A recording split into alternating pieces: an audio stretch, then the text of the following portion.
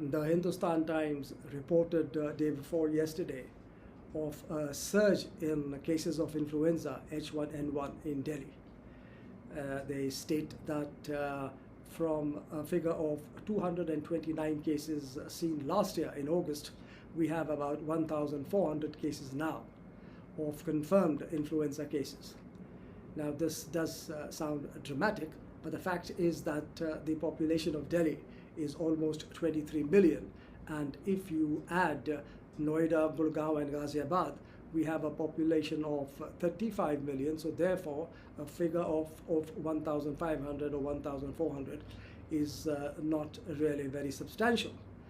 But the fact remains that they asked three experts, three physicians, and all three of them talked about the management of influenza, and not one of them spoke about the vaccine.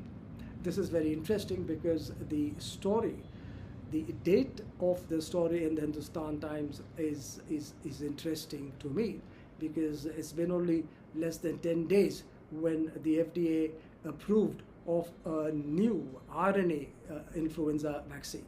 So therefore, this story seems very interesting. However, we have a preprint which was published in October last year by the Cleveland Clinic, and this involved 53,000 participants. All were employees of the Cleveland Clinic, and they were divided into two groups. One group was given the conventional influenza vaccine, and then they checked for the efficacy in preventing influenza, and to their surprise, they found that the vaccinated group had a 27 to 33% greater chance of acquiring influenza. Now, this was against what they had expected, and so therefore they had to give an explanation, and the explanation which they gave was this concept of antigenic imprint, which means that if you give a vaccine to a person, antibodies are developed, but if you give a slightly tweaked or a slightly changed vaccine the next season, then the antibodies which are made will not be aligned to this vaccine but to the previous vaccine. Similarly, if you give another slightly different vaccine in the third season, the antibodies which the body will make will not be in alignment with this third vaccine, but actually will be tailored for the first vaccine. So this is called as an antigenic imprint, and that is why successive vaccinations really don't help. And this is the reason why this increased susceptibility to influenza despite vaccination was seen in the study done by the Cleveland Clinic. Now, the other important thing is that today's Financial Times carries a story that Pfizer is in considerable debt to the tune of almost $60.5 billion, which is very high. The reason is that their sales of the COVID vaccine have plummeted, have fallen substantially. And the actual figure is that COVID vaccines for people at high risk, which means people who have diabetes, hypertension, heart failure, obesity, or lung diseases, the revenues from these vaccines was seen to drop by 95% as opposed to last year. So we have a fall in vaccination sales of more than 90% in people who are supposed to be buying or supposed to be taking the COVID vaccines.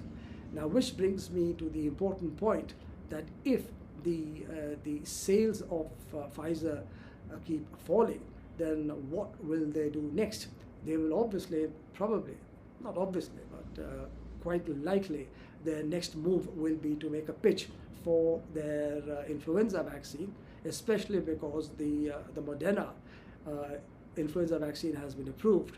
Now, we must keep in mind that Pfizer also has a study published last year in December 2025 in the New England, This was a large randomized study of 18,000 participants.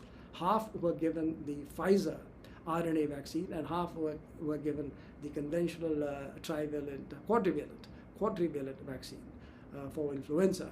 And the authors claimed that there was a significant, or rather an efficacy of almost 35%.